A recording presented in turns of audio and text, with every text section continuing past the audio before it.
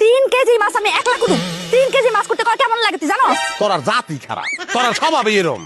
আমার মায়ের দেখছি 7 কেজি 8 কেজি মাছ কুটতে আলাইছে, তুই 3 কেজি ভাল ভাত খাস না, 3 কেজি কুটার বিটা করে।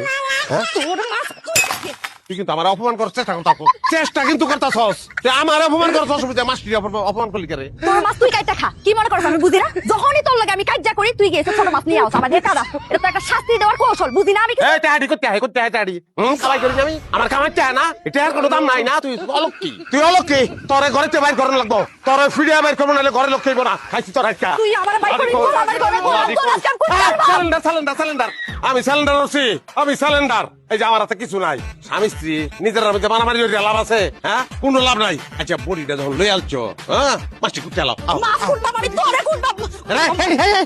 আমি কুচালতাছি, আমি কুচালবা মাছটিটা বডিটা দাও, এর বই আমি কুটবাম। সবজি মাছ কুটবি, রান্না তুই রান্নবি। হ্যাঁ আমি রাখবো, কোনো অসুবিধা সব কি এসব।